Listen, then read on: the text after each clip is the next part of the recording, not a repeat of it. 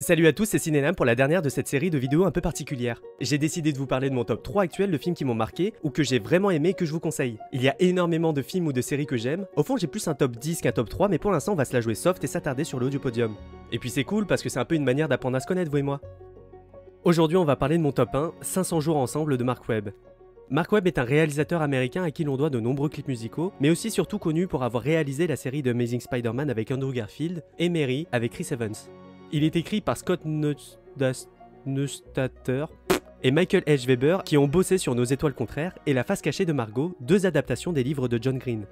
Le film met en scène Joseph Gordon-Levitt et Zooey Deschanel qui jouent respectivement Tom et Summer, deux jeunes adultes qui vont vivre une romance et une relation tumultueuse. Comme d'habitude, je ne vous en dis volontairement pas plus sur l'histoire pour vous laisser la surprise et la découverte. Ces deux acteurs sont tout simplement excellents dans leur rôle, ils sont taillés pour, et on adhère volontiers à la profondeur de leurs personnages et ce qu'ils nous racontent. Le métrage est d'une esthétique et d'une beauté remarquables, les personnages, l'un comme l'autre, sont hyper attachants, même les personnages secondaires sont marquants. La musique du film est excellente et la BO fait partie de mon top 10 de mes BO préférés dont je ne me lasse pas. Du premier au dernier son, ils sont juste tous excellents et découvrir ou redécouvrir la musique du film est un réel plaisir. 500 jours ensemble se positionne dans la catégorie des comédies romantiques, un genre que j'affectionne tout particulièrement mais extrêmement convenu, vu et revu. Mais encore une fois, ça me dérange absolument pas qu'on me raconte une histoire en boucle tant que c'est fait avec un poil de créativité et d'originalité. Et ce film le fait extrêmement bien. Mieux, il arrive à bousculer les codes et à redéfinir le genre. En fait, il redéfinit le genre et le tacle même. C'est assez particulier à dire, c'est très subtilement fait et très bien exécuté. Parce qu'une comédie romantique, c'est très souvent la même structure. Deux jeunes trentenaires que tout oppose se rencontrent un peu par hasard, finissent par se côtoyer régulièrement pour X ou Y raison, de ça naît une idylle ou un amour grandissant, un point de non-retour vient chambouler leur histoire, mais finalement ils se retrouvent, s'aiment à la folie, happy end, tout le monde est content, et le spectateur est satisfait et nourrit l'idée que la rencontre, la vie et l'amour ressemblent à une comédie romantique. Tout ça teinté de gags et d'humour durant la narration.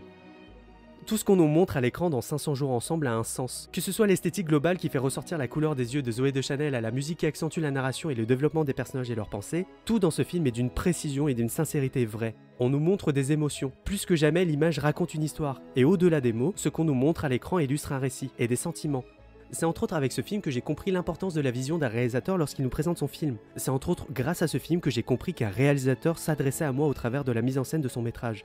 Il sait filmer et capter l'alchimie qui se dégage entre ces deux comédiens. Il sait retranscrire les propos qu'il développe, et pour toutes ces raisons, j'adore ce film. Ce film résonne en moi comme un miroir et un spectre de ma propre vie concernant mes attentes et la réalité. Mais il sonne de cette manière en beaucoup de gens. Beaucoup se reconnaîtront, autant dans le personnage de Tom que dans celui de Summer. Parce qu'au fond, on peut être le Tom de quelqu'un ou la Summer d'un autre. On s'identifie et on se reconnaît forcément soit dans un des deux personnages principaux, soit dans un des personnages secondaires. Et c'est pas forcément ni le but, ni le cas de toutes les fictions que l'on regarde. Je vous le recommande pas spécialement parce que j'ai conscience que c'est le genre de film qui ne plaît pas forcément à tout le monde et qui met dans un mood à ascenseur émotionnel. Mais j'avais envie de vous parler de mon film préféré. Et si par hasard j'ai su vous donner envie de le voir ou de le revoir et que vous aimez, je serais assez content de moi. Pour ceux que ça intéresse, il est disponible sur Disney+, inclus dans l'abonnement. Sinon, il coûte un peu moins de 3 € sur les différentes plateformes de VOD. Je le répète, mais j'adore ce film.